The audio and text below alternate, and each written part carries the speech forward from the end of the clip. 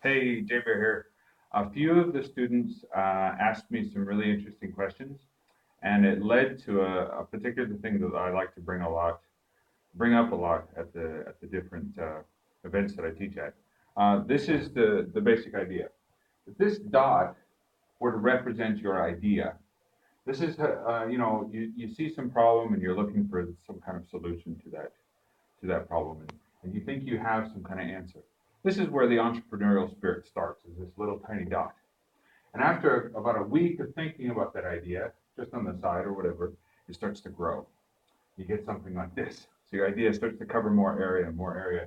And eventually, after say, I don't know, a couple months or even a couple years, you get this huge circle of an idea, right? It covers a whole area of stuff. And it goes from solving one little tiny problem to solving the entire world's problems, like world peace. It's incredible. In fact, everyone you talk to seems to link back. Everything they say seems to link back to the idea somewhere within this circle. So what I like to think about is that instead of just taking this idea, the ideas are good. They're supposed to grow. I mean, that's a natural process. But what you guys need to do is take this simple idea, let it grow, and then figure out, where are my skill sets? What can I do? So, for example, you might be able to do something in here. Usually that's how it is. It's something around the original idea. Then you need to find out who could be a resource for you, who can work with you, who can be a partner with you. And that opens up other areas.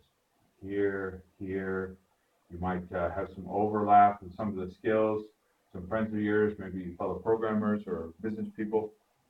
And eventually, you'll have all kinds of overlapping people with knowledge, skills, and skill sets within the idea that you're looking at.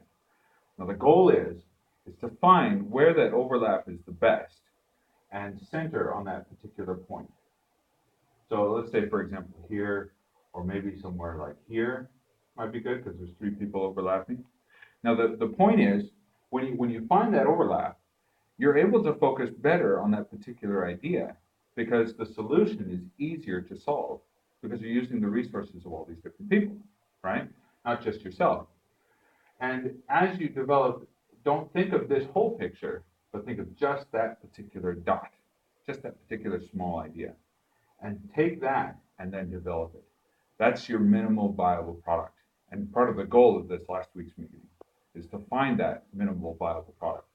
So once you find that, you're able to develop it, test it, and then see if you need to adjust it. Let's say put it maybe over here in terms of the relative circle, right? So try to figure out your basic idea, but use the entire whole idea to start with and chop it down until you get to that idea that's important. And that's it for this week. Thanks.